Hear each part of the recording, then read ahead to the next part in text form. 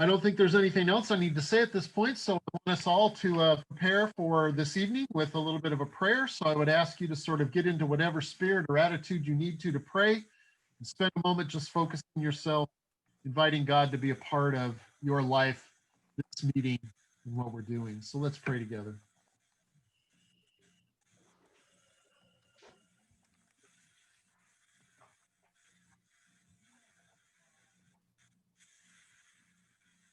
Your creative love, O God, brought forth our world. Once a garden where humans could taste and see the goodness of the earth. But our eyes have been blinded to the beauty of creation, to the knowledge that is a gift, one given so that all humans may live and flourish. Our indifference changes the world. Even mighty glaciers weep now. Our disregard for our sisters and brothers threatens the very skies above us. Our passivity begins to choke us, and the excess of our lifestyles blots out the sun. Call us to renewal, to stewardship. Call us to solidarity to the earth and all its creatures. Give us new vision to see the fragile beauty that remains to us. Give us new spiritual energy to become active in loving the world through our daily life. Give us new voices to speak out for environmental solidarity. Bless us again with the gift of being a joyful community. Bless us with the love of your creation, and we will glimpse your Eden once again. Amen. So tonight marks the final action assemblies in a pandemic that we're going to be doing. This is the fourth of four. I appreciate you that have attended them, and I hope you found them informative and interesting. And like I said, they are available. We've recorded them, and you can find them on the district part of the conference website if you want to go back and refer to any of them. Tonight we're doing battling climate change, and I've invited Stover, who is a retired clergy person that is attending First Corvallis United Methodist Church, and they are in the middle of a solar panel project at their church. And I've asked him to come and speak with us tonight, and so I'm going to turn it over to Tim. I think he's going to share with us for a little while, and then he's going to kind of open it up for some Q&A time if you have any questions. And then once we finish that, we'll move again into our breakout rooms like we've done before. And I'll have some questions for you to discuss with one another. So with that, Tim, I'm going to turn it over to you. Great. Thank you, Tim. This is when life gets confusing. When people at the church copy on me on emails to Tim Overton Harris, I have to stop and look twice before I understand what my relationship is to the content of the email. So good to be with you all. And I'm here technically wearing my hat as chair of the property ministry team for the Corvallis Church, which is, as some of you referenced, there are lots of ways to retire. That would be one. You have to have some interest in facilities issues to do that. But that's part of my history, in that I served as director of the Subtle Lake Camp and Retreat Facility for 13 years, and really cut my teeth on facility stuff up there, as well as really being grounded in theologies related to our larger created world that we live in, and trying to help teach kids at camp about our relationship to God's creation around us and our sense of stewardship for all that. So these things kind of come together naturally for me. And in the Corvallis Church, the congregation has identified itself as a natural step congregation for about 20 years now. And the Natural Step program is one that really asks the businesses, organizations that participate to take a close look at in a sense, what we would call their carbon footprint, um, to do what they can to grow toward or journey toward sustainability, ever deeper layers of sustainability in relationship to care for our natural world. Um, so the church itself has done a lot of work around, whether we think of it as the theology associated with concern for climate change or the science. Because we have OSU faculty as members of the congregation, we have resources that we can readily tap and share. And so this this project that we're kind of in the middle of is really the church's second effort at doing a solar panel project. And the first one got caught up in the morass of poor communication and kind of some debates around the relative efficiencies of solar panels, the relative costs.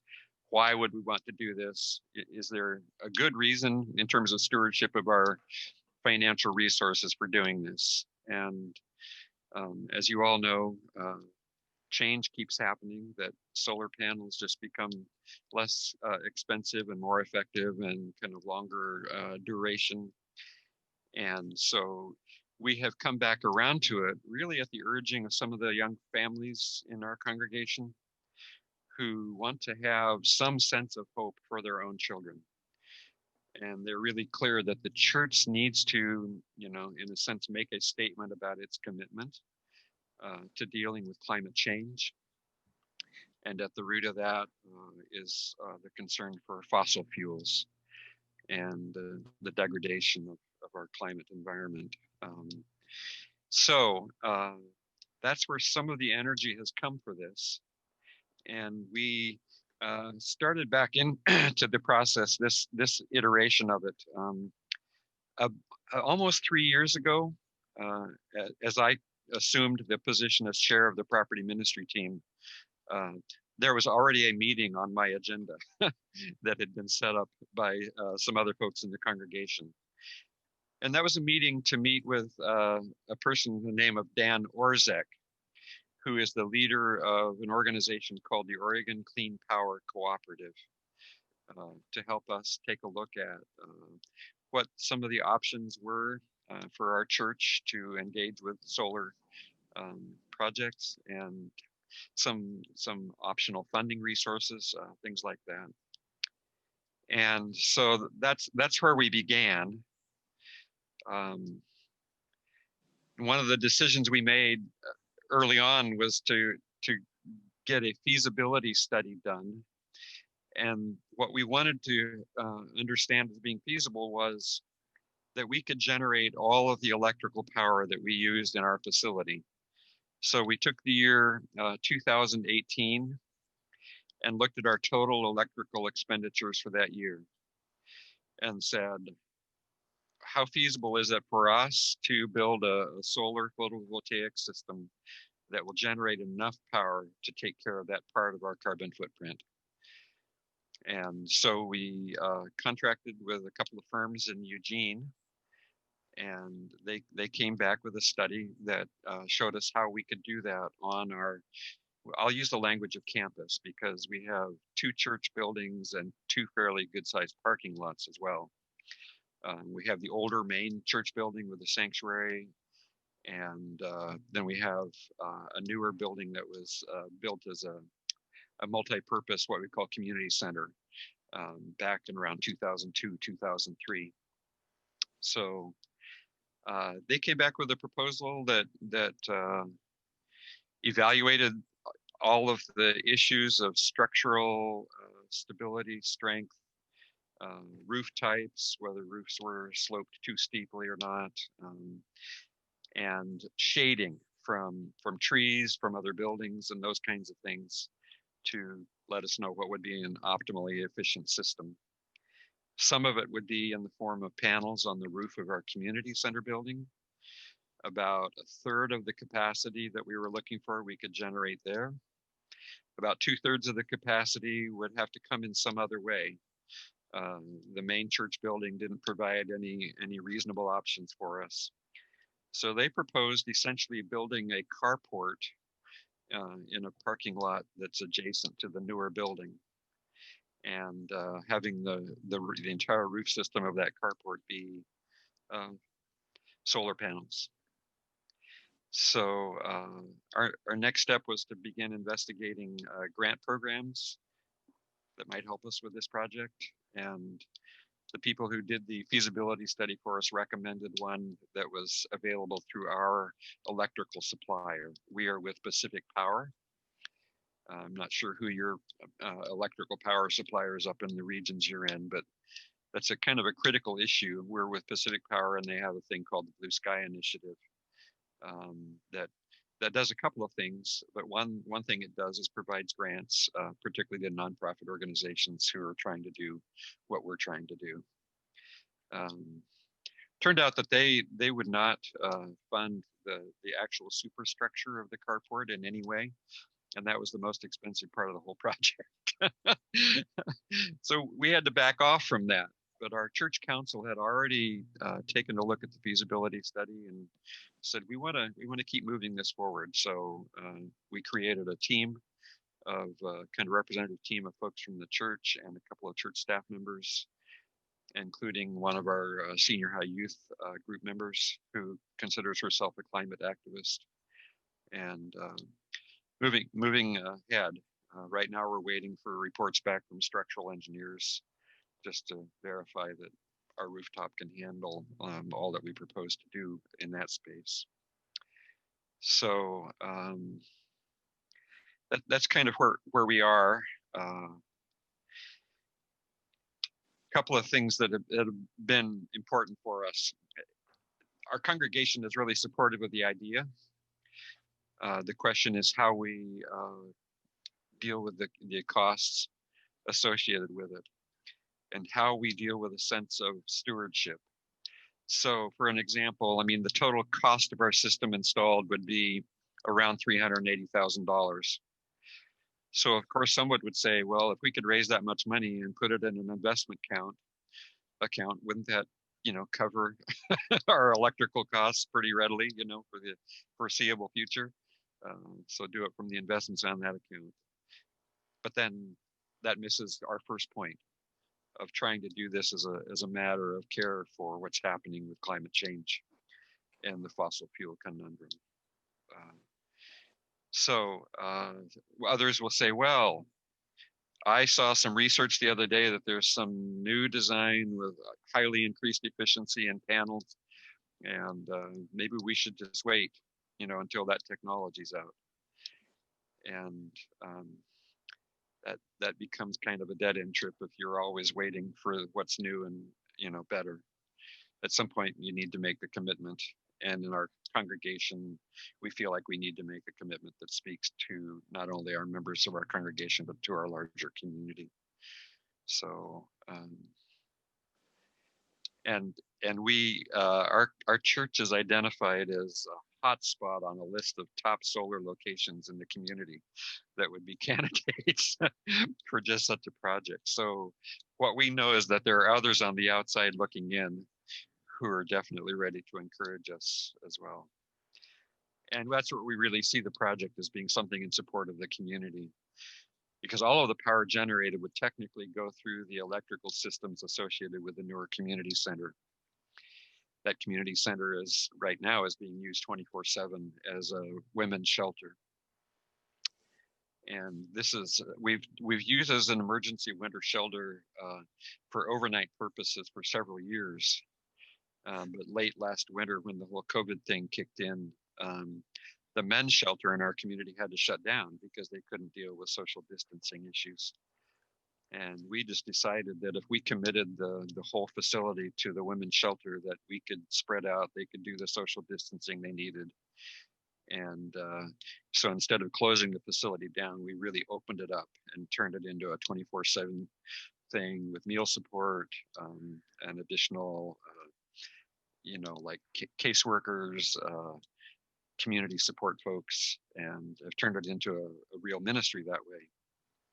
But one of our goals is to have batteries associated with our system in the case of some natural disaster or emergency in the community where electrical supply would be cut off, we would be a resource for some small amount, but some vital, sources of electricity in that time frame. So that's how we think about it. But it's not just something we're doing for ourselves, but it's something that we're doing for the larger community as well. So that's a lot of talking. I wonder if you all have questions. I thought from an email with Tim I had 5 minutes, and he made the mistake of telling me I had much more.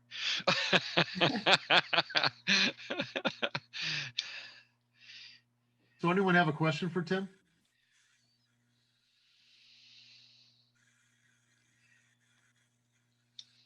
So, Tim, have you met with any community discourse? And if yes, what did you do, or what have you done so far? We have some folks from the community who are activists in the area of alternative energy resources that we have included in a reporting or our feasibility study and invited them into the conversation. We did a church town hall by way of Zoom. Mm-hmm. Back before the COVID thing started, probably one of the last Sundays that we gathered together as a congregation, we had an information table set up in coffee hour afterwards to begin this new conversation. And then working through some of the issues with feasibility study and grants and the like, got it to the point where we felt like we were ready to take it to the congregation through what we call a town hall, Mm-hmm. which would typically be done, just stay after worship, and we'll have in a sense a congregational meeting focused on this subject. So we did that by way of Zoom and invited some of those community folks into that conversation in that way, and we've gotten great feedback from them in the process. So I'm not sure what the point of the question was, but yeah, we do feel like we have supportive folks in the community. And I was in a conversation earlier today with David Cox, who's a member of First Church Salem, and who is at the core of their work for the Salem Open Churches. There are 5 congregations that now have solar on their roof systems for the church buildings. And David said one of the problems they ran into with particularly with First Church Salem was historic registry. When you have a building of that significance in that community, historically speaking, those are issues. And so that's one of the issues that I know another church in our community ran into. They had their church on the historic registry, and even though they were going to have panels on a roof that would not be visible to anyone unless they were flying a drone over the church, they still had to go through a lot of hassle with historic building standards. And so if we were proposing to put panels on the original sanctuary building, I could imagine that we might have some feedback from the community. The rooftop stuff that we're talking about will not be particularly noticeable to people just because of the way the roof is configured. Some of it's a flat roof section that has like a knee wall, short wall all the way around it. And then there's a sloped roof section, and it's got a new metal roof on it. And frankly, the panels are not going to look much different from the new metal roof that's already there. They're going to be attached directly to the ribs or the seams of those metal roofing panels. So, yeah. Thanks. So, is that enough? That was perfect. Thank you. Okay. And then ironically, the carport proposal would be the most visible thing. And there are some grant opportunities out there that require you to have an educational plan to educate not only your own folks in your immediate congregation or community, but to communicate to the larger community, the intent and function of what you've done. I mean, to the point of putting up signs, kind of to teach the general public about what's there. So, yeah. that would be the most public thing of the whole project. I have a question for Sure. you. Maybe because of your situation in Corvallis and the academic environs around you, it's less of a debatable issue, but certainly there are climate change deniers. Yes. And I wonder if your church had any sort of program on climate change as you got into this, and if there was any real discussion of climate change that was involved, or was it a given? That's a great question. It's not a given, even as a natural step congregation. So we did some intentional focus with both youth and adults in our educational programs. The Living the Questions series came out with a great resource related to climate change, and I would highly commend it for your use. And they've reformatted it so you could use it in a setting like this. Rather than gathering the congregation together for a video, you could share it by way of a Zoom thing. So we have provided opportunities for people to learn or to raise their questions, and that's critical, so that they just don't feel like there's something being shoved down their throat. By the same token, Corvallis is Corvallis, and we do have some climate deniers in the community, and they are mostly conservative Christians, but we wouldn't anticipate much response from them in this regard. Yeah. So. Well, the reason I asked that too is because I'm actually a member of a Lower United Methodist Church outside Portland, but I just moved to Redmond a month ago. And it's a little bit of different environment. Yeah. Actually, on the way to Bend today, I saw this huge solar panel farm, which was encouraging. But I've also talked to one person who said, I think climate change is great. A degree and a half increase here in Redmond would be great. So I mean, there's a lot of different ways that people are sort of trying to get or have their heads around this, and it's a tough issue, and time's running out, unfortunately, I think. Right. And there are lots of forces out there in the world who feel like maybe they could still benefit financially from avoiding this conversation. Yes, absolutely. I don't mean to sound too cynical, but follow the money is kind of my mantra. Well, for whom is this of benefit, and for whom is it not? Yeah. And the costs associated with climate change are huge. Yeah. And if we think we have immigration problems now, wait till we add climate refugees to the list. Our Judeo-Christian heritage challenges us to be welcoming of the stranger. So I think we have a lot to learn within our U.S. culture. I think the unfortunate thing is it has become to some extent politicized, and yet if you poll, and certainly this is very true in Europe, most people believe it's a very serious problem. But if you leave it to the political folks, it becomes a hot potato and a problem that, as you said, there are various influence groups that can really make a difference in how you approach this. I think it's going to take more grassroots movements like you're talking about in churches or business. There are other institutions that really make this also happen. So I'm glad to hear. I'm glad to hear what you're doing. It's really interesting. Yeah. One of the things that you may want to think about if you approach this is your own actual power supply source. A lot of people might think because we're in the Pacific Northwest that we're living out off a lot of hydropower, so, and relatively speaking, you might think of hydropower with dams as a, fairly benign, climate change issue. But our Pacific Power and Light, in reality, a very significant percentage of our power was coming through the coal plants in Boardman.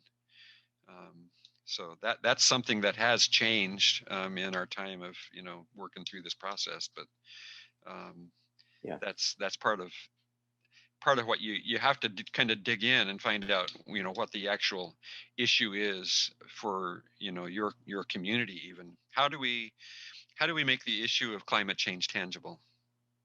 Right. And having been up at Subtle Lake for 13 years, I know that the folks and sisters Redmond and Bend are going to be really concerned when the snowfall levels are reduced, and that the water that they receive Right. from those systems start becoming scarce. By that time, it's going to be a little bit late. Right. But that's already upon us. I watched that transition in the 13 years I was at Subtle Lake. So it was already noticeable. Subtle Lake's at 3,500 foot level, but close to the pass, the summit. So in a normal year, we would have had 4 to 5 feet of snow on the ground, through a season, and that certainly wasn't true by the time I left there in '97. Yes. So Yeah. Well, and I think of ways like, and Bend Redmond is a great example where there's a lot more sun on this side of the Cascades than on your side. And I think down to what they're doing in California, where I think there are at least some places that are requiring that new houses that are being built have solar paneling. I mean, I just moved into a small retirement bungalow up here, as I say, and it would be perfect if it had added, if the developer had added solar panels. It's something that I'd like to do in the future, but it's something that really the community could think about. Yeah. So. So if anyone else go ahead, Yeah. Donna. Donna.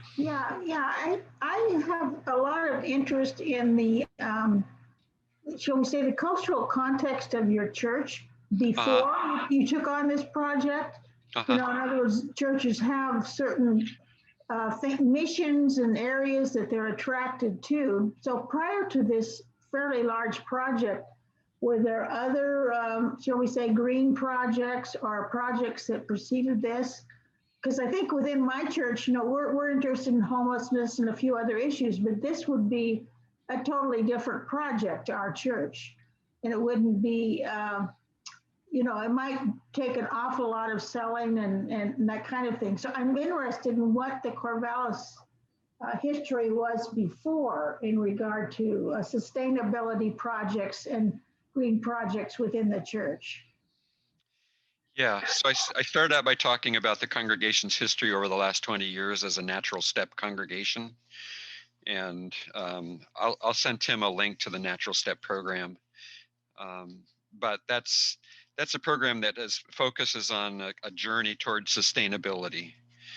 And so for our congregation, that's been a part of who they understand themselves to be for quite a period of time. And some of the things that they engaged were kind of the in-house things. How can we reduce our own direct carbon footprint? So major revisions and updates in heating and air handling systems, lighting systems.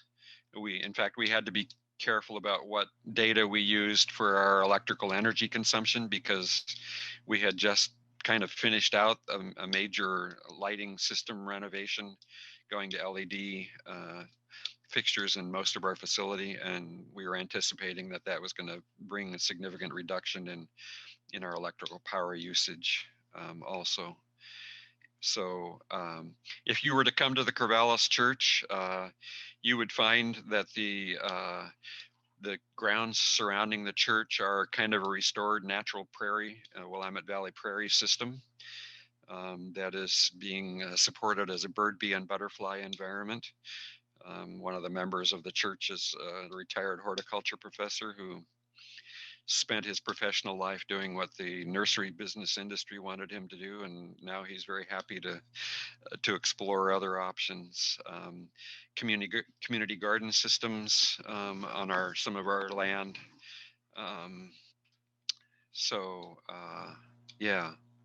Just a variety of ways that they approached it, both in-house and out of house, and providing leadership we have an interfaith sustainability coalition in the community. And our church has provided good leadership at that level as well. And Corvallis is, according to the 2010 census, was the most highly educated community in the nation on the basis of college and advanced degrees per capita. Now, that doesn't necessarily mean that they're filled with wisdom and common sense. Some awfully smart people, but we confront, problems in our community as you all do. And I would say it's a lot easier to deal with climate related issues in our community than it is to deal with issues of homeless or houseless persons. Because our community is kind of in denial about the fact that we even have those issues and would like to imagine that we don't live in that kind of place. So Corvallis is kind of like one of those, hey, I've got my slice of the pie, don't you feel free to take in, any away. It's almost a theology of scarcity at times in what's otherwise a fairly wealthy community. So climate change, that's not our issue. Homelessness, that's our issue. If you want to see where our fights happen, that's where they happen. I think this points out, Tim, just a second, Gloria, I'll get to you, okay? Okay. I think this points out the fact that different churches are going to have different personalities, but it doesn't mean that so you may not be able to take on a whole solar project like Corvallis is doing, but that doesn't mean that you can't look at your facility and do some of the lighting changes, for instance, that Tim was talking about, or return some of your lawn or other space to more natural gardening or habitat that would help bees or other things like that. So there's a lot you can do in the battling climate change area besides go full tilt into a huge project like solar panels. And I think that you have to figure out your church's personality and what will work for them. Gloria, you wanted to say something. Yes, sorry I got caught up and was late coming to the party, but the discussion that I've heard so far reminds me of when I took environmental leadership classes in Maryland, where I used to live. One of the big takeaways for me is that you had to put your suggestions or your efforts into something that people cared about. And I think some of the comments that we've heard speaking to that as well. Exactly. If you can't put your you need to put your environmental, and I that's where my social justice place is in the environment. You have to put it in a way that people care about and that means something to them personally in order to win them over. So yeah, it is so key that it's something that's tangible. And so if you have relatives, friends, people you love who are clearly being impacted by the issues of climate change, then all of a sudden it becomes a different issue for you. Yeah, so how do we personalize?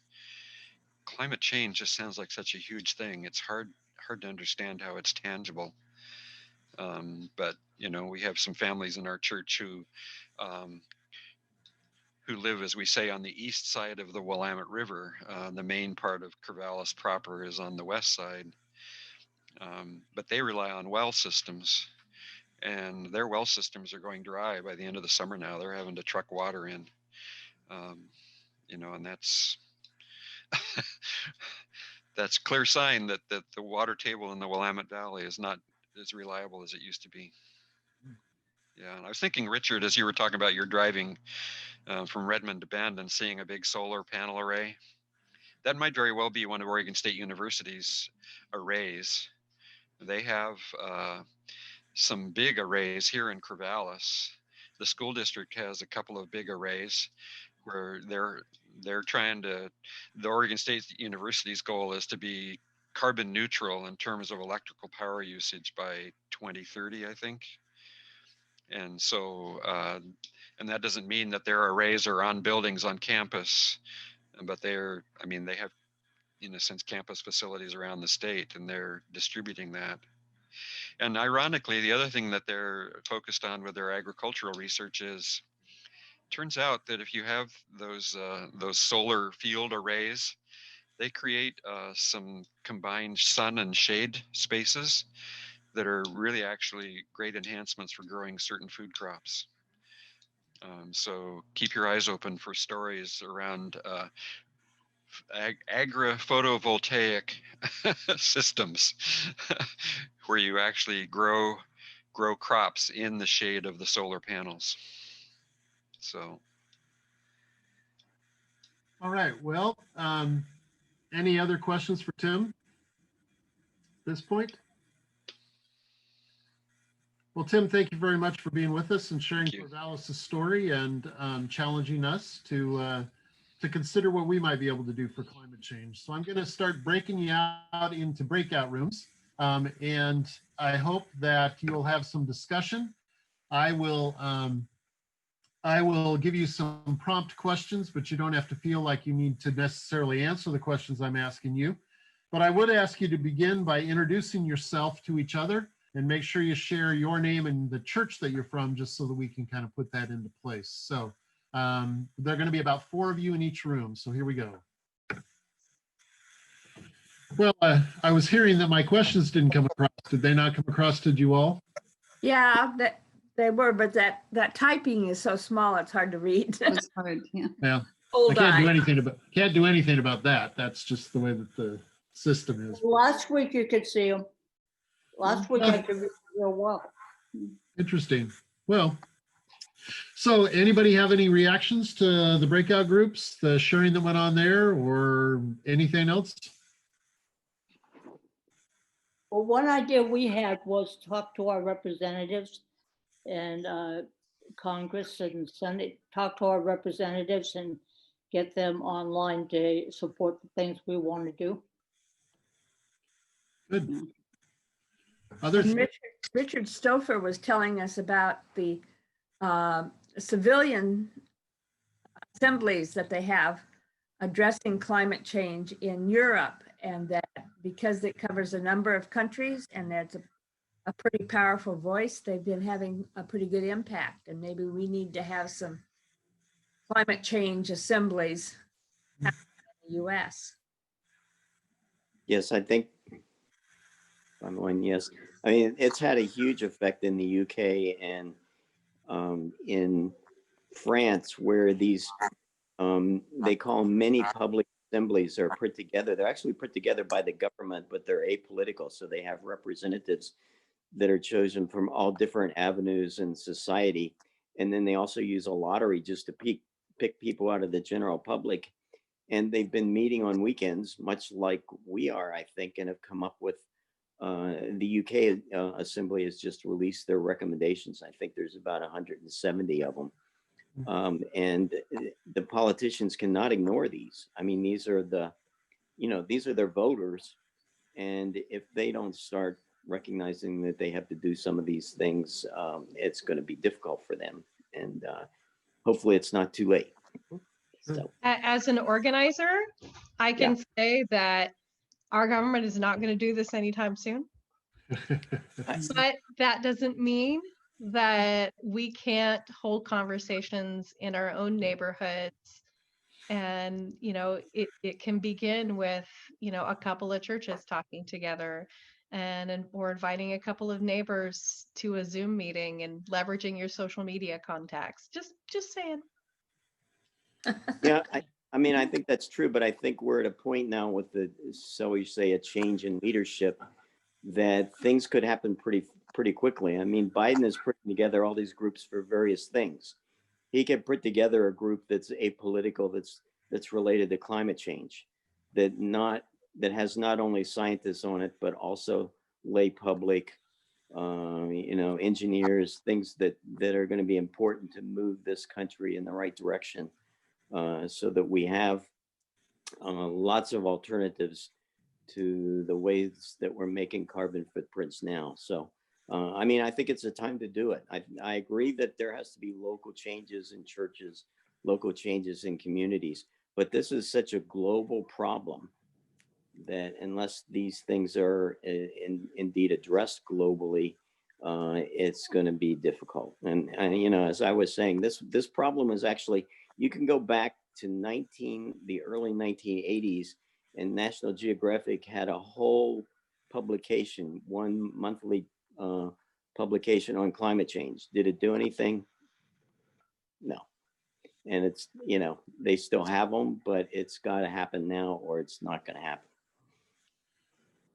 Okay, so others, do you have, anyone else have a reaction, a thought?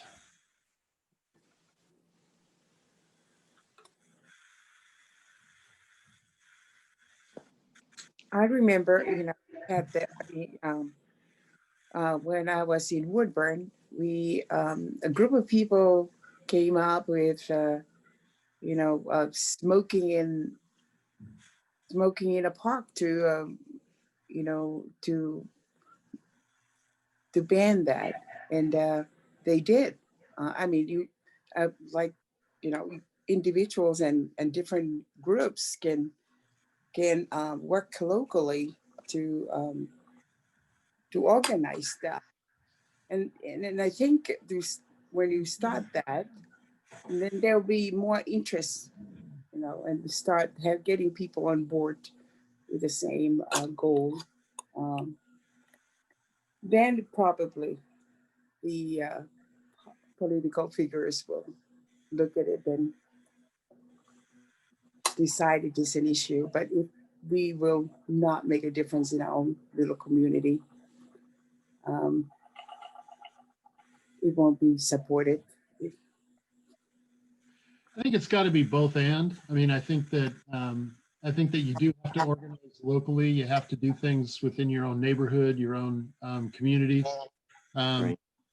And then I think you also have to try to push the government to start addressing things as well. I think it's not an either or. I think it's a both and.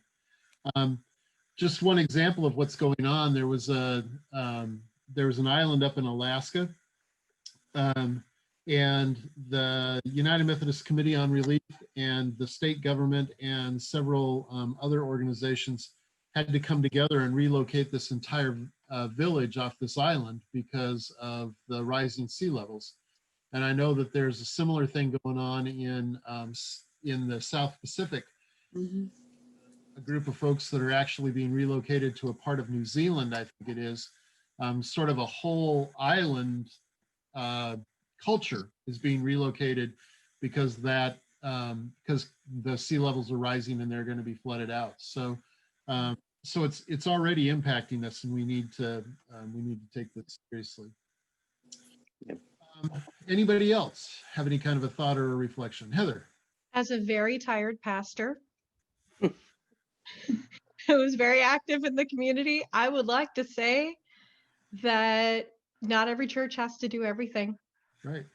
And lay people who have a passion about something can choose to lead these kind of things. And there's a lot of low-hanging fruit that I don't need to lead. Mm-hmm. That I would very happily say, yeah, let's do. So I'm tired. I can't do it all. Well, and I think that's a very good point, Heather.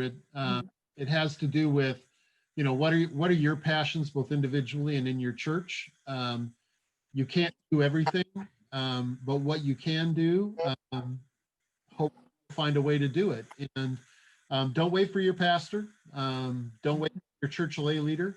If you are feeling like this is something that you want to invest your time and effort into, let them know what you're going to do, and then start doing something. Most of the time, people aren't going to call you back. Instead, they might try to get involved with you if it's going well and you're doing some things that matter.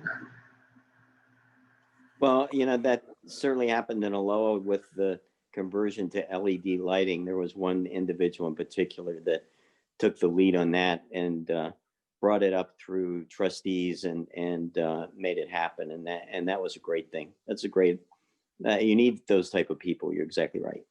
Right. All right. Anything else from anyone?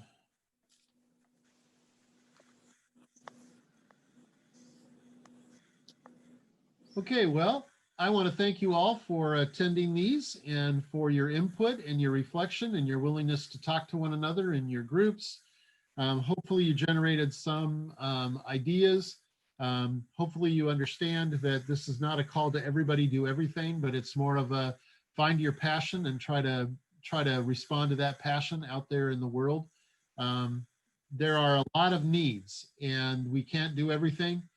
But I think each of us feel a particular call, and I think each of our communities of faith are called by God to be involved in some way or another. And I hope you will find yours. I'm not sure what we're going to be doing after the first of the year, but there probably will be something happening after the first of the year when it comes to some sort of group gatherings for a few weeks in a row, like we did this fall. I think it's been people have responded well to it. So if you have input, you can easily email me at tim@umoi.org, and I'd love to receive your feedback and your input. Subjects, things you'd like to have us talk about, things that you think would be important for us to address. Any of those would be good for me to hear from you. If there's nothing else, then I would like to offer a brief prayer for us and send you on your way. So let us pray together. God of love and light, we thank you for the challenges that you lay before us, the skills, the gifts, the graces that you put within our communities of faith. Help us to be open to following where you would have us go, and help us to identify all of the resources that exist around us. We can't wait, oh God, for one particular leader to head us in the right direction when we ourselves know what needs to be done. Give us the strength, give us the power and the vision to lead in the ways that you would call us to go.